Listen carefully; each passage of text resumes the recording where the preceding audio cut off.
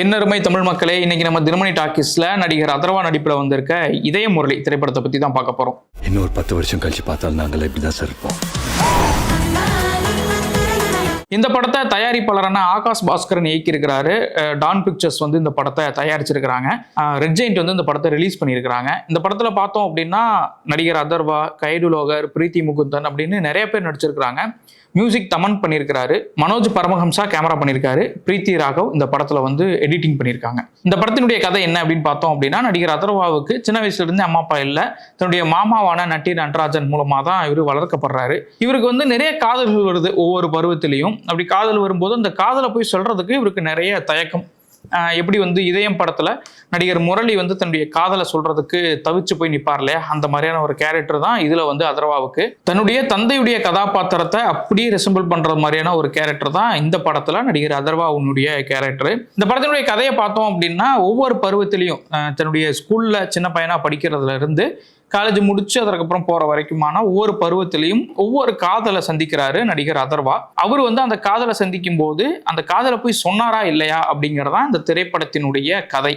இப்படி ஒவ்வொரு காலத்திலையும் நடக்கக்கூடிய காதலை ஒரு செக்மெண்ட்டாக அவங்க படத்தில் இயக்குனர் ஆகாஷ் பாஸ்கரன் கொடுத்துருக்கிறாரு. முதல்ல சின்ன வயசில் வந்து பாடகி ஜோனிட்டா அவங்க வந்து டீச்சராக அந்த படத்தில் நடிச்சிருக்கிறாங்க. அவங்க மேலே ஒரு காதல் இவருக்கு வருது. அதுக்கப்புறம் பள்ளி காலத்தில் பிரீத்தி முகுந்தன் அவங்க மேலே ஒரு காதல் இவருக்கு வருது. அதையும் சொல்ல முடியாமல் ரொம்ப தவிக்கிறாரு. கல்லூரியெலாம் முடிச்சுட்டு கைடு லோகர் அவங்க டாக்டர் அந்த படத்தில் நடிச்சிருக்கிறாங்க.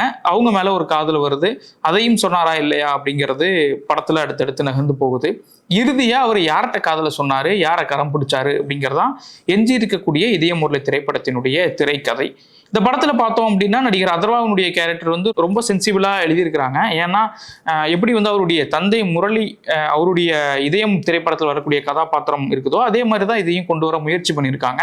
அதை உள்வாங்கிட்டு அதர்வாவும் கொஞ்சம் சரியான கச்சிதமான நடிப்பையே கொடுத்துருக்காரு அப்படின்னு சொல்லலாம். ஒவ்வொரு காதல் ஏற்படும் போதும் அந்த காதலை போய் எப்படியாவது சொல்லிடணும்னு அவர் தவிக்கக்கூடிய இடங்கள்லாம் வந்து ரொம்பவுமே திரையில பார்க்கும்போது ரொம்ப நல்லா இருக்கு. அதை தாண்டி வந்து படம் முழுக்க நடிப்பதற்கான ஒரு ஸ்கோப் இருக்கு அப்படின்னா அது அதர்வாக்கு தான் அப்படின்னு சொல்லணும். அதை தாண்டி இதுல ரசிக்கும்படியான நடிப்பு யார்கிட்ட இருந்தது அப்படின்னா கைடு லோகர் அவங்க கிட்ட சொல்லலாம். ஏன்னா வந்து அவங்க வந்து ஒரு கல்லூரி கால ஒரு காதலி மாதிரியான ஒரு தோற்றத்துல வராங்க. அவங்க வந்து ரொம்ப அடக்க ஒடுக்கமா பயந்த சுபாவம் கொண்ட ஒரு பெண்ணா வராங்க. அவங்களுடைய போர்ஷன்ஸ் வரும்போதுலாம் ரொம்ப நல்லா இருக்கு. குறிப்பா வந்து ஒரு ட்ரெயின் சீக்வன்ஸ் ஒன்று வரும், அதுவும் ஆகட்டும், செகண்ட் ஹாஃப்ல வரக்கூடிய ஒரு மால் சீக்வன்ஸ் ஆகட்டும், அதுவுமே பார்க்கறதுக்கு ரொம்ப ஃப்ரெஷ்ஷாக இருந்தது. கைடு லோகரை அந்த மாதிரியான சீக்வன்ஸில் பொருத்தி பார்க்கும்போது இதை தாண்டி நிறைய பேர் நடிச்சிருக்காங்க. முதலே சொன்ன மாதிரி நட்டி நடராஜன், தமன், அதே மாதிரி வந்து நிகாரிகா, இது போக வந்து டிராவிடு, பரிதாபங்கள் சுதாகர் பண்ணியிருக்காங்க, காளிவெங்கட் சின்ன ரோல் பண்ணியிருக்காரு, மதன் சின்ன ரோல் பண்ணியிருக்காங்க, மாளவிகா மோகன் இந்த படத்தில் இருக்காங்க, அஞ்சு குறின்னு இருக்கிறாங்க, அதே மாதிரி வந்து ரக்ஷன், ஏஞ்சலின் இப்படின்னு நிறைய பேர் இந்த படத்தில் நடிச்சிருக்கிறாங்க. இவ்வளோ கேரக்டர்ஸ் இருக்கே அப்படின்னு நம்ம பார்த்தோம் அப்படின்னா இவங்களுக்கான ஸ்கோப் அப்படிங்கிறது படத்தில் இருக்கா அப்படின்னு பார்த்தா பெரிய அளவு இல்லைன்னு சொல்லலாம். படம் ஆரம்பத்துல இருந்து ஃபகத் ஃபாசில் வராரு. படம் ஆரம்பிக்கிறதே அவர்கிட்ட இருந்து ஆரம்பிக்குது. ஏன்னா வந்து இவங்க அமெரிக்காவிலிருந்து திரும்ப வரும்போது நடிகர் அதர்வாவுடைய கதையை சொல்லிகிட்டே தான் வராங்க. அப்படி சொல்றது மூலமா பார்வையாளர்களுக்கு அந்த கதையை கடத்துறாங்க. இதெல்லாம் வந்து ஃபகத் ஃபாசில் கேட்டுக்கிட்டே வராரு. ஸோ இவ்வளோ கேரக்டர்ஸ் இருக்கே, இவங்களுக்கு சரியான ரைட்டிங் இருக்கா அப்படின்னு பார்த்தோம்னா படத்தில் பெரிய அளவு இல்லை. இசையமைப்பாளர் தமனுக்கு வந்து இந்த படத்தில் ஒரு காதல் கதை ஒன்று வருது. காதலியும் இதே படத்தில் இவங்களுடைய ஃப்ரெண்டாகவே அப்படியே ட்ராவல் பண்ணுறாங்க. ஒரு இக்கட்டான சூழ்நிலையில நடிகர் தமன் வந்து அவங்கள பிரியக்கூடிய ஒரு இடம் அப்படிங்கிறது வருது. அதுலயுமே கூட நான் நடிச்சிருவேனான்னு பாரு அப்படிங்கிற அளவுக்கு ஒரு நடிப்பை கொடுத்துருக்கிறாரு தமன். ஏன் இவ்வளோ அலட்சியமான நடிப்பை கொடுக்குறாங்க அப்படிங்கிறதே தெரியல. அதை தாண்டி பெரிய அளவு மற்ற கதாபாத்திரங்களுக்கான ரைட்டிங் இல்லாதது அப்படிங்கிறது படத்திற்கு மிகப்பெரிய சோகம், மிகப்பெரிய குறை அப்படின்னு சொல்லலாம். இந்த படத்துல காமெடி பார்த்தோம் அப்படின்னா பரிதாபங்கள் சுதாகர் பண்ணியிருக்கிறாரு. அவர் ஃபர்ஸ்ட் ஹாஃப்ல சில இடங்கள் வராரு. அவர் வரக்கூடிய போர்ஷன்ஸ்லாம் வந்து கொஞ்சம் நல்லா இருக்கு. தேட்டருக்குலாம் நல்ல ஒரு சிரிப்பை கொடுக்குது.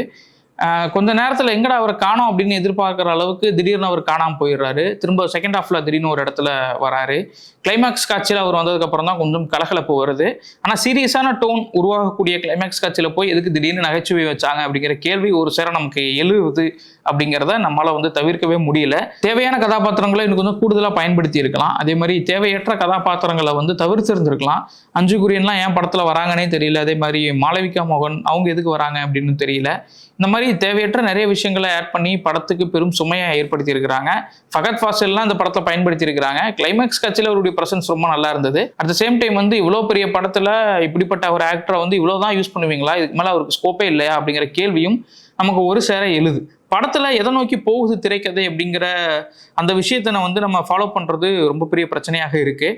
ஏன்னா பொதுவாக ஒரு படத்துக்குள்ளே போயிட்டோம் அப்படின்னா கதாபாத்திரங்களை முதல்ல எஸ்டாப்ளிஷ் பண்ணணும், அதுக்கப்புறம் கதைக்குள்ளே சீக்கிரம் போகணும், கதை நம்மளை ஒரு பக்கம் ட்ராவல் பண்ணி கூட்டிகிட்டு போகணும். அந்த மாதிரியான எந்த விஷயமும் இதில் இல்லாதது படத்துக்கு மிகப்பெரிய பலவீனமாக மாறி இருக்கு.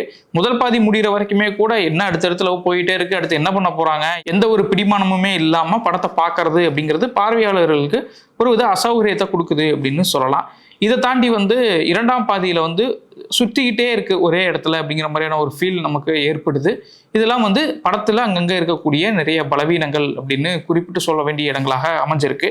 இதை தாண்டி இசை வந்துட்டோம் அப்படின்னா அந்த கட்டழகி பாடல் இந்த படம் வரக்கு முன்னாடியே வெளியே அனுப்பிச்சு இல்லையா, அது கொஞ்சம் நல்லா இருக்கு, தேட்டருக்கெல்லாம் நல்ல ப்ரெசன்ஸ் இருக்கு. அதை தாண்டி மற்ற பாடல்கள் எதுவும் நம்ம மனசுல நிக்கல.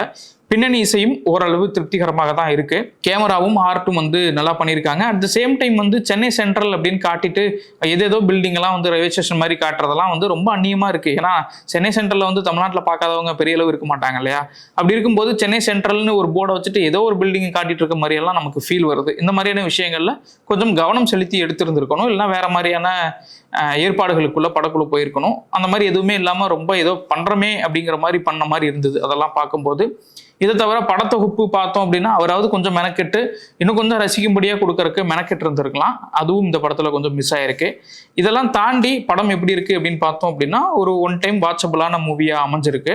ஒரு ஃபீல் குட்டாக கொஞ்சம் எந்த ஒரு ஸ்ட்ரெஸ்ஸும் இல்லாமல் பார்க்கணும் அப்படின்னா இந்த படத்தை போய் பார்க்கலாம். அட் த சேம் டைம் பெரிய அளவு எதிர்பார்ப்போடு இந்த படத்தை போய் பார்க்கறது அப்படிங்கிறது பார்வையாளர்களுக்கு ஒரு வித ஏமாற்றத்தை கொடுக்கலாம். படத்தில் நிறைய லாஜிக் குறைகள் இருக்கான்னா இருக்கு. அட் த சேம் டைம் ஒருதலை காதலை காப்பாற்றுறது, ஒருதலை காதல் அப்படின்னாலே இதய முரளி அப்படிங்கிற கதாபாத்திரம் தான் நம்ம மனசு முன்னாடி நிற்கும்.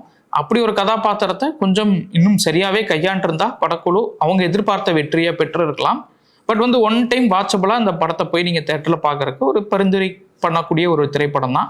இந்த படத்தை பார்த்துட்டு உங்களுடைய கருத்துக்கள் எப்படி இருக்குது அப்படிங்கிறதையும் இந்த ரிவ்யூ கீழே கமெண்ட் செக்ஷனில் சொல்லுங்கள். இந்த ரிவ்யூ பிடிச்சிருந்தா லைக் பண்ணுங்கள், ஷேர் பண்ணுங்கள், கமெண்ட் பண்ணுங்கள். மறக்காமல் தினமணி சேனலை சப்ஸ்கிரைப் பண்ணுங்கள். இன்னொரு வீடியோவில் உங்களை நான் சந்திக்கிறேன்.